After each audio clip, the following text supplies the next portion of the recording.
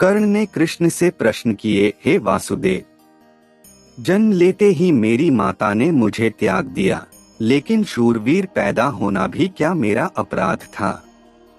गुरु द्रोणाचार्य ने मुझे शस्त्र शिक्षा केवल इसलिए नहीं दी क्योंकि मैं क्षत्रिय नहीं था। परशुराम ने मुझे युद्ध की शिक्षा दी, लेकिन यह जानने के पश्चात कि मैं एक क्षत्रिय नहीं हूँ, उन्होंने भी मुझे हर सीख भूल जाने का श्राप दिया। इतना ही नहीं, भूलवश एक गाय को मेरे तरकश से चला बाण लग गया तो उसके मालिक ने मुझे श्राप दे दिया, जबकि उसमें मेरा कोई गुनाह नहीं था। द्रौपदी के स्वयंवर में मेरा अपमान हुआ, यहाँ तक कि मेरी माता कुंती ने भी मुझे सत्य केवल इसलिए बताया ताकि अपने पांडव पुत्रों की रक्षा कर सकें।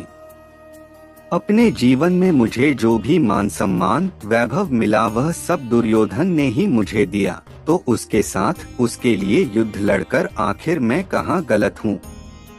तब कर्ण के इन प्रश्नों का उत्तर कृष्ण ने इस प्रकार दिया, हे कुंती पुत्र, कदाचित तुम्हारे साथ बुरा हुआ, किंतु मेरी कथा तुमसे बहुत अलग नहीं है।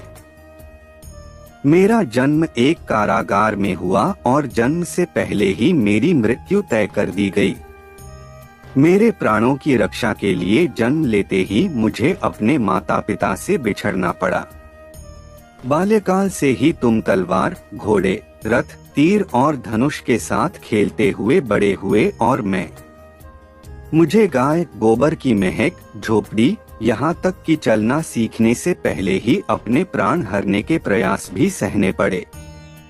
मेरे पास कोई सेना, कोई शिक्षा नहीं थी, लेकिन मुझ पर हमेशा ही उम्मीदों का यह भार था कि मैं सबकी परेशानियां दूर करने के लिए पैदा हुआ हूँ।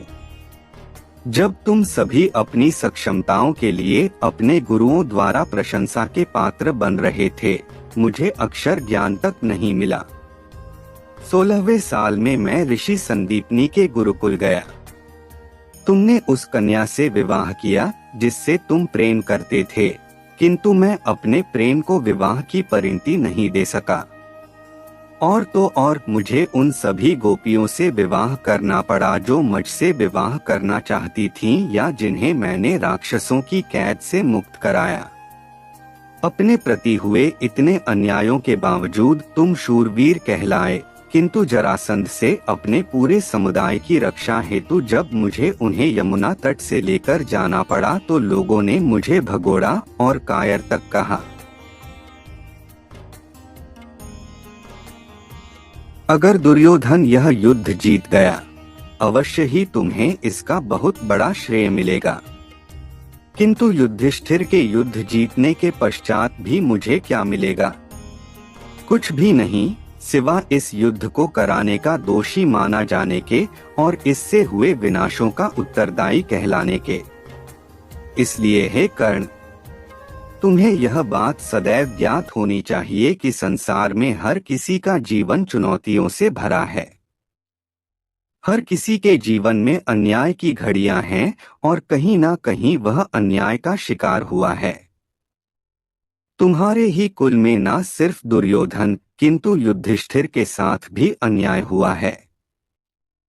किंतु सही क्या है यह तुम्हारे अंतर्मन को सदैव ही पता होता है।